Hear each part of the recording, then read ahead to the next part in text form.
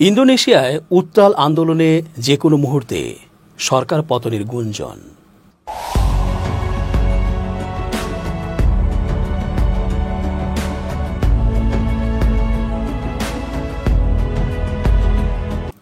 আসসালামু আলাইকুম প্রিয় দর্শক, আমন্ত্রণ আজকের আলোচনায় চেঞ্জ টিভির আন্তর্জাতিক চোখ অনুষ্ঠানে এস.জে. রতন স্বাগত জানাচ্ছি। সরকার পতনের জন্য কি অনেক কিছু প্রয়োজন, নাকি একটি দুর্দমনীয় আন্দোলন? বছরের পর বছর ধরে নিষ্পেষিত জনগণের দেয়ালে পিঠ ঠেকে গেলে স্বয়ংক্রিয়ভাবে জোরালো হয়ে ওঠে আন্দোলন। তখন আর তা কোনো হত্যা বা ভয় দেখিয়ে থামানো যায় না। এমনও হয় তখন কোনো লিডারেরও প্রয়োজন পড়ে না, মানুষ হৃদয়ের টানে এক হতে থাকে আন্দোলন এগিয়ে নিতে। সাম্প্রতিক হাঙ্গামায় এমন কি হলো যে ইন্দোনেশিয়ায় সরকার পতনের সুর বেজে উঠল? মুসলিম সংখ্যাগরিষ্ঠ এই দেশটিতে এত সমস্যাই বা তৈরি হলো কবে থেকে? ইন্দোনেশিয়ায় সরকারি ব্যয়কে কেন্দ্র করে শুরু হওয়া আন্দোলনে এবার আক্রান্ত হল দেশটির শিক্ষা প্রতিষ্ঠান। বিক্ষোভ দমনে মঙ্গলবার ইন্দোনেশিয়ার গুরুত্বপূর্ণ শহর বান্দুয়েংয়ের দুটি বিশ্ববিদ্যালয় এলাকায় কাঁদানে গ্যাস ছুঁড়েছে পুলিশ বাহিনী। শিক্ষার্থী সংগঠন ও কর্তৃপক্ষের বরাতে এ তথ্য জানা গেছে। খবর রয়টার্সের। সামাজিক মাধ্যম ইনস্টাগ্রামে সংশ্লিষ্ট বিশ্ববিদ্যালয়ের শিক্ষার্থীরা জানিয়েছেন, ইসলামিক ইউনিভার্সিটি অব বান্দুং অর্থাৎ UNISBA এবং পাশের পাসুনদান বিশ্ববিদ্যালয়ের কাছাকাছি এলাকায় বিক্ষোভকারীদের দিকে কাঁদানে গ্যাস ছোঁড়া হয়। এই ঘটনায় ক্ষোভ প্রকাশ করে পাসুনদান বিশ্ববিদ্যালয়ের শিক্ষার্থী জোগা তাদিয়াল্লাগা রুচিয়াত বলেন, শিক্ষাঙ্গন নিরপেক্ষ ও নিরাপদ স্থান হওয়ার কথা ছিল। UNISBA শিক্ষার্থী পরিষদের অভিযোগ, নিরাপত্তা বাহিনী প্রতিবাদ দমন করতে ক্যাম্পাসে নৃশংসভাবে হামলা চালিয়েছে। দেশটির আইন প্রণেতাদের বাড়তি আর্থিক সুবিধা দেয়া সহ একাধিক সরকারি ব্যয় নিয়ে জন অসন্তুষ্টি থেকে বিক্ষোভের সূত্রপাত। প্রথমে রাজধানী জাকার্তায় শুরু হলেও পর্যায়ক্রমে এর রেশ পুরো দেশে ছড়িয়ে পড়ে। চলমান বিক্ষোভের আগুনে ঘি পড়ে যখন পুলিশ ভ্যানের চাপায় এক ট্যাক্সি চালক প্রাণ হারান। এরপর রাজধানীতে চলা ব্যাপক ভাঙচুর ও লুটপাটে কয়েক লাখ মার্কিন ডলার সমমূল্যের আর্থিক ক্ষতি হয়।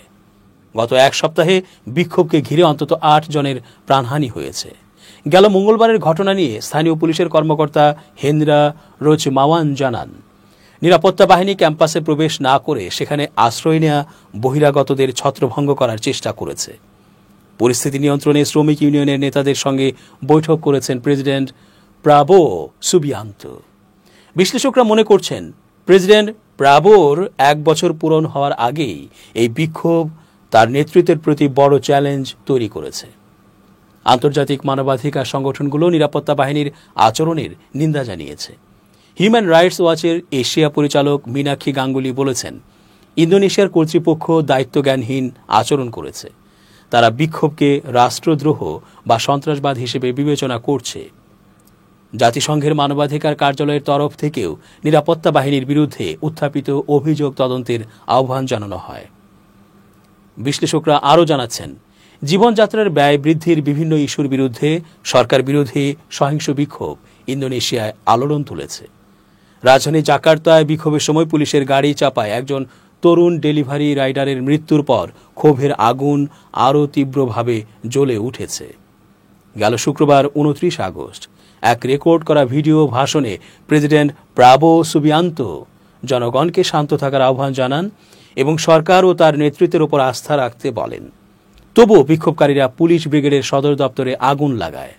মধ্য জাকার্তার কুইতাং পাড়ায় পুলিশ কম্পাউন্ডের কাছে একটি 5 তলা ভবনে আগুন ধরিয়ে দেওয়া হয়। ভারী বৃষ্টিপাত সত্ত্বেও সন্ধ্যা পর্যন্ত বিক্ষোভ অব্যাহত ছিল। এটি অক্টোবরে দায়িত্ব গ্রহণের পর থেকে প্রেসিডেন্ট প্রাবোর জন্য সবচেয়ে বড় পরীক্ষা ক্ষেত্র হয়ে উঠেছে। এরই মাঝে গেল শনিবার একটি আঞ্চলিক পার্লামেন্টে আগুন ধরিয়ে দেওয়া হয়, যার ফলে 3 জন সরকারি কর্মচারী প্রাণ হারিয়েছেন। সহিংসতাগুলো মাসের পর মাস অর্থনৈতিক ও রাজনৈতিক হতাশার চূড়ান্ত পরিণতি। 580 জন সংসদ সদস্য তাদের বেতনের পাশাপাশি মাসিক 5 কোটি রুপিয়া অর্থাৎ $3,000 আবাসন ভাতা পান বলে প্রতিবেদন প্রকাশের পর এই বিক্ষোভ শুরু হতে থাকে। গত বছর চালু হওয়া এই ভাতা জাকার্তার ন্যূনতম মজুরির প্রায় 10 গুণ এবং দেশের দরিদ্র অঞ্চলে মাসিক ন্যূনতম মজুরির প্রায় 20 গুণ বেশি। 28 কোটিরও বেশি জনসংখ্যার দেশটিতে পুলিশ এবং পার্লামেন্ট মেম্বারদের প্রায়শই দুর্নীতির অভিযোগে অভিযুক্ত করা হয়। বিক্ষোভের সংগঠকদের একটি অংশের সদস্য গেজান মেমাঙ্গিল বলেন, বিক্ষোভকারীরা পার্লামেন্ট মেম্বারদের বেতন কমানোর দাবি জানাচ্ছেন। এদের তিনি দুর্নীতিবাজ অভিজাত হিসেবে বর্ণনা করেছেন। একই সঙ্গে বিক্ষোভকারীরা দাবি করছেন কর এবং মুদ্রাস্ফীতি অনেকের জীবনযাত্রাকে অসম্ভব করে তুলছে। তাদের চাওয়া মুদ্রাস্ফীতির হারের সঙ্গে সামঞ্জস্য রেখে ন্যূনতম মজুরি বৃদ্ধি করা হোক। প্রাক্তন সামরিক জেনারেল প্রাভো 5 বছরের মধ্যে অর্থনৈতিক প্রবৃদ্ধি 8% নিয়ে যাওয়ার এবং দক্ষিণ পূর্ব এশিয়ার বৃহত্তম অর্থনীতিকে বিনিয়োগের জন্য আকর্ষণীয় করে তোলার প্রতিশ্রুতি নিয়ে প্রচারণা চালিয়েছিলেন।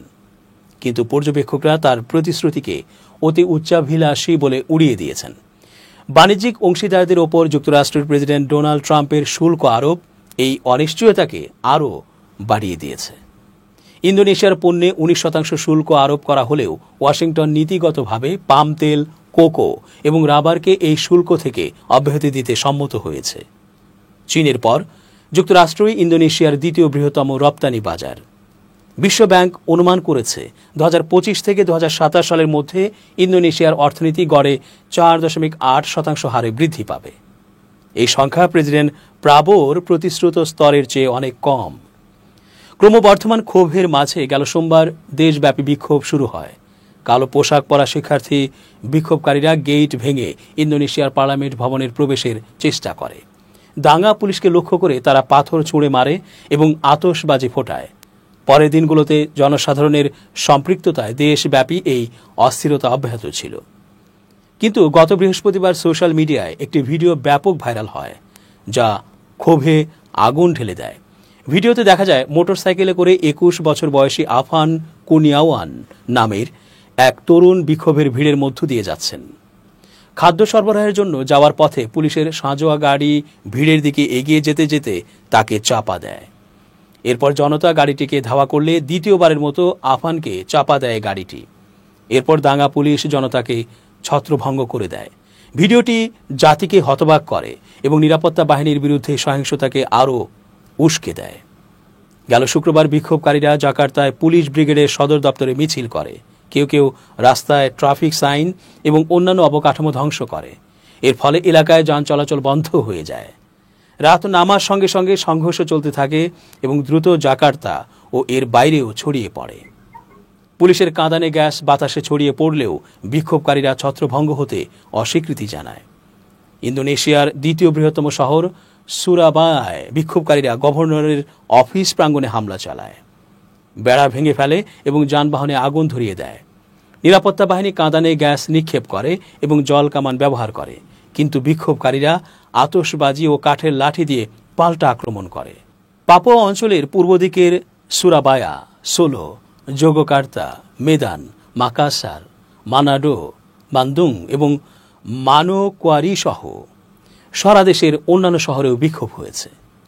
ইন্দোনেশিয়ার দুর্যোগ ব্যবস্থাপনা সংস্থা শনিবার জানিয়েছে, জাকার্তা থেকে প্রায় 1600 কিলোমিটার পূর্বে মাকাসারের একটি আঞ্চলিক পার্লামেন্ট ভবনে আগুন লেগে 3 জন নিহত হয়েছেন।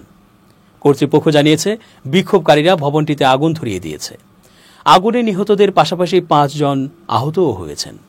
ইন্দোনেশিয়ার সরকারি সংবাদ সংস্থা আন্তারা জানিয়েছে, আগুন থেকে বাঁচতে ভবন থেকে লাফিয়ে পড়ার সময় 2 জন আহত হয়েছেন বলে ধারণা করা হচ্ছে।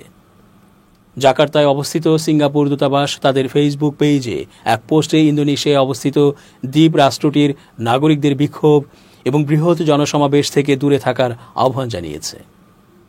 ইন্দোনেশিয়ার জেনারেল থেকে প্রেসিডেন্ট হওয়া প্রাবো তরুণ রাইডারের মৃত্যুর পূর্ণাঙ্গ ও স্বচ্ছ তদন্ত করার আহ্বান জানিয়েছেন।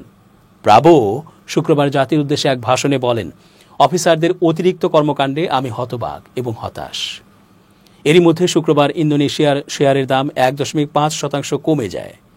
মার্কিন ডলারের বিপরীতে রুপির দামও 0.8% কমে গেছে। এত কিছুর মাঝে প্রাবো প্রশাসনের জন্য এই বিক্ষোভ একটি পরীক্ষার প্রতীক হয়ে উঠেছে। প্রাবো জনগণকে শান্ত করার চেষ্টা করার সময় অর্থনৈতিক মন্দা আগুনে আরও ঘি ঢালতে পারে বলে মনে করা হচ্ছে। নির্বাচিত হওয়ার পর প্রাবো গণতান্ত্রিকভাবে কাজ করার প্রতিশ্রুতি দিয়েছিলেন, কিন্তু সতর্ক করে দিয়েছিলেন প্রয়োজনে তিনি সিদ্ধান্তমূলক পদক্ষেপ নিতে পিছপা হবেন না।